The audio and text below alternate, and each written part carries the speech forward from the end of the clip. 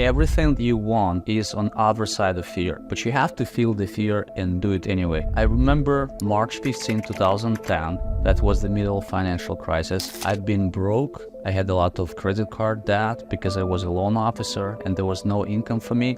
And I learned about real estate investing, but I was so scared to invest money into marketing and do direct mail. At that moment, no one was interested in real estate, but I felt the fear and do it anyway. I started doing direct mail and my phone started calling. I got a lot of calls because people were desperate to sell their homes because no one was looking at the real estate investments. And my first call, I went on an appointment and I still remember this house really vividly. That was cat lady. She had about 15 cats. Her daughters were selling a house. They needed to sell quickly. She was behind taxes. The house was in really bad shape. I remember I walking in the house and I started having tears in my eyes because the smell was so bad. I walked around, I did everything what I learned at real estate trainings and seminars, and I crunched my numbers and I made an offer. The lady said, but we're going to think about it, and I came back home. It sounds weird, but I actually didn't want my offer to be accepted because I was scared. And sometimes in life, like when you really close to something good, something exciting, something pulls you back. It's like emergency brake. You kind of want to push the acceleration pedal, but emergency brakes hold you. Same situation was with this house. I was so scared. I could not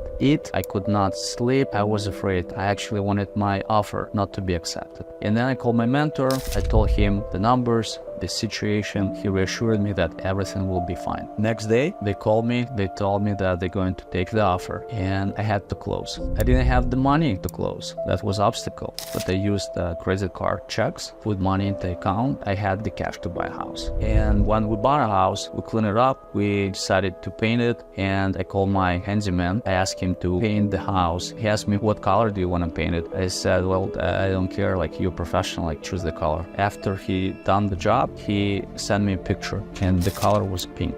In Minnesota, no one paints houses in pink color. And at that moment I decided, well, I knew something's going to wrong. I thought that we're actually going to lose the money.